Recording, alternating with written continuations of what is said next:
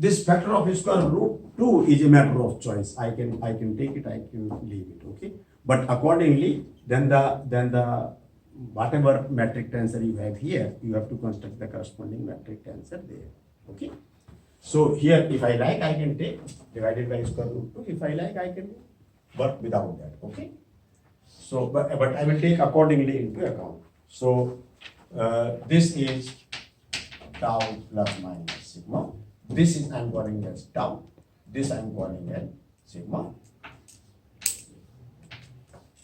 And so you can solve it for tau is sigma 0 is 1/2 sigma plus sigma minus, and sigma is sigma 1 is 1/2 sigma plus minus sigma minus. Okay, and of course del plus minus is del over del sigma plus minus is equal to 1/2 of del tau plus minus. Okay, so at the moment, let me not go beyond, except that this, your D'Alembert would be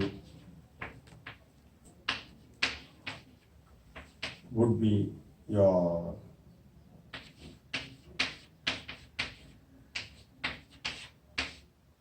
this is in the instant form.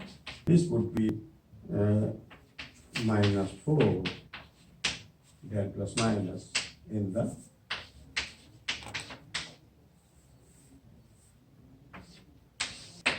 right one. So actually you can write, if you are using here, then del plus del minus that's equal to 0, and if here, then you write minus del square, so minus square.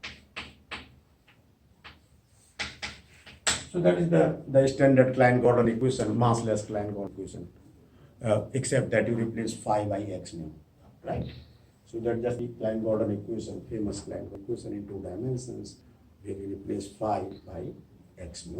And this is also Klein-Gordon equation, but written in the right-hand coordinates.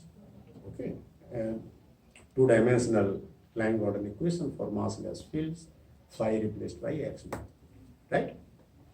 And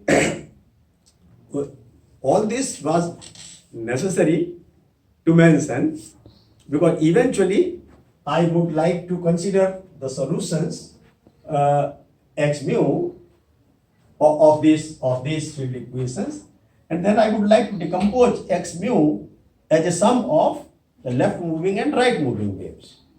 Okay, a sum of left moving and right moving waves. And you see, as we considered in the complex scalar field theory, complex Klein-Gordon field theory, we considered phi and phi diagram, set of 2 fields. And we also expressed it alternatively in terms of 2 real scalar fields, phi 1 and phi 2, where you could establish a relation between the two there. So here I can split x mu into a linear sum of x mu L and x mu R, like left moving and right moving. So one of them would depend only on sigma plus, and one of them would depend on sigma minus. So something that depends on tau plus sigma could be viewed as a from the tau and sigma coordinate frame, you could view it as a wave moving to the left. And that part of x mu, which depends on sigma minus, which is tau minus sigma, from the tau and sigma coordinate frame, you could view it as a wave moving towards the right.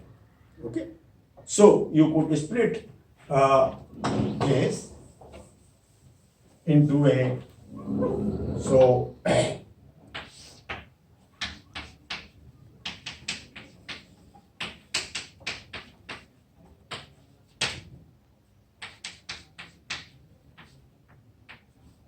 this only sigma plus, so this plus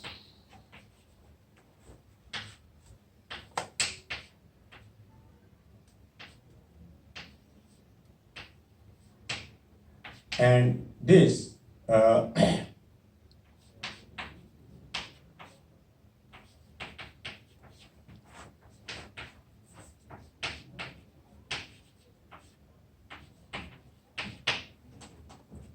right? Okay. Now here at this point, I like to mention to you that we have already introduced the um, the Dirac fields in two dimensions, and particular case as the Majorana spinors. So Majorana spinors, I had said, can I remove some of these things from here?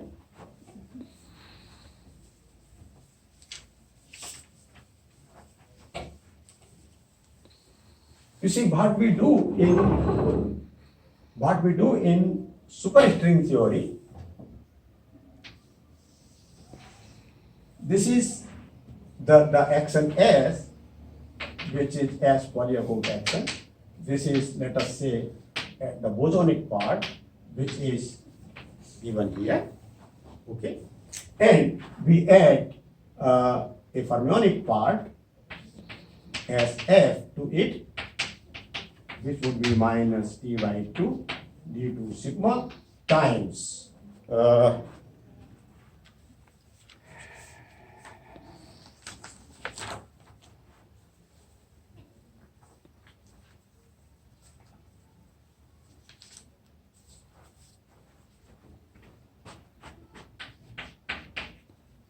psi mu bar rho alpha del alpha psi. Okay, so let us not go into the details of these definitions, rho zero, etc. For the time being, we defer it. But this point, I want to say psi mu of A. This is I could write. If I like, I can put the index. So this is psi mu minus psi mu plus, and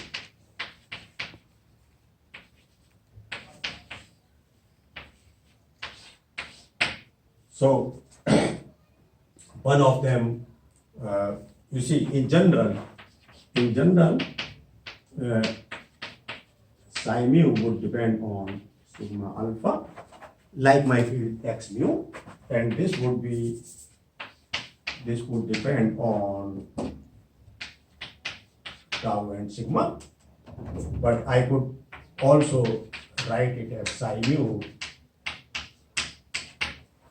I could instead of using tau sigma, I could use sigma plus sigma minus, which are linear combinations of tau and sigma, the way we have defined them. And then, so you can have this. This would be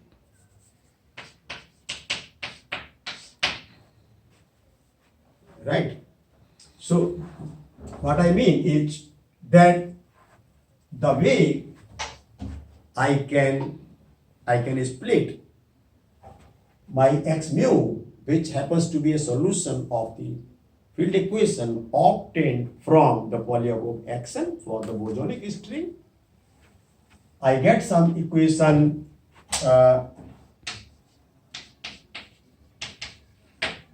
if I would use this part. You see, the superstring theory would have an action defined by a sum of these two actions. This is one particular approach of superstring theory, which is called as RNS superstring theory, Raymond Neveu-Schwarz formalism. We will do it in details. Okay, but so we already start learning its preliminaries, right? That this field psi, it's a Dirac spinor field, and more so, it's a Majorana spinor field, two-component Majorana spinor field. What is a Majorana spinor? Dirac spinor is a complex field, but Majorana spinor is a real field. So its components are real. Their dagger would be equal to the same, star would be equal to the same, and so on. So they are real scalar fields. Okay, they are real Majorana scalar. That is why. So their components are real. That is one thing. They are two-dimensional fields on the world sheet. So they are Fermi fields. They are fermionic fields. X mu were bosonic fields. So now we have two kinds of fields on the world sheet: bosonic fields X mu and fermionic fields psi mu. And in a superstring theory, earlier mu was going up to 25, 26 dimensional. Here automatically when we compute the mass spectrum of these theories, the dimensions of the superstring theory would turn out to be only 10, d equal to 10. So 0, 1 up to 9. Okay. Or plus 1, plus, minus, and 2, 3 up to 9. Okay, so 10 dimensional theory, but in that case, both of them, they would go up to 10, dimension would be 10. But, so this is a 10 vector in the target space or in the space-time manifold. However, it's a two-dimensional field on the world sheet because its arguments are only sigma and tau, or sigma plus and sigma minus. And you see, a common thing that I have learned right from my mechanics,